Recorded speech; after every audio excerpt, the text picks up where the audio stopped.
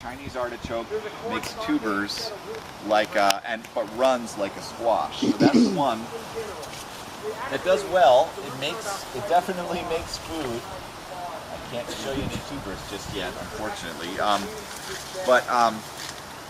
It's done well for us for many years. But the problem is that the Jerusalem artichokes want to be picked more like every 2 years instead of every year, and the other two need to be picked annually. So it's not perfect. So we're trying two other variations. We're trying, so this one is Jerusalem artichoke with hog peanut. And hog peanut is a native wild peanut, essentially. It's a bean that makes underground tubers, underground beans, excuse me, and I might be able to find one for you here. It won't look like anything at all. This, it looks like dirt, right? This is a hog peanut bean, but when you peel back the cover, this one's white. Some of them have beautiful purple stripes on them. And these are good eating, but are you ever gonna, you're not. You're mostly not, I'm gonna tell you. But it makes a great ground cover because it fixes nitrogen like the beans and it spreads like a squash. So it fills both the bean and squash role. It loves shade, it fixes nitrogen, it's native, and it fills in the area extremely well under the sunchoke, so there's no weed opportunities under there. So I think this as a polyculture works the best. It may not make quite as much food. And our hope is that when you're digging for sunchokes, you'll be able to get these. What do you eat on the Jerusalem artichoke? The tubers. It's a tuber.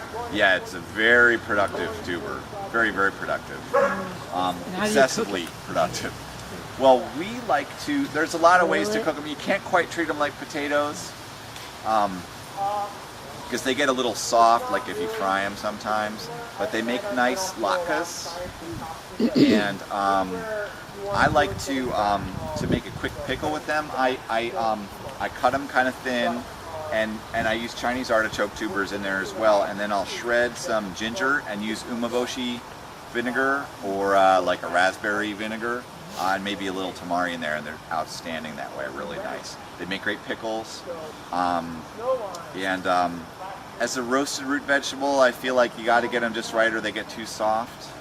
My mom used to roast them and then make dips out of them because there's some solutions from them. It's great in with mashed potatoes. I think I had some you roasted that came out really well. That's an incredible soup. Yeah. Oh, soup. Yeah. Great in soups.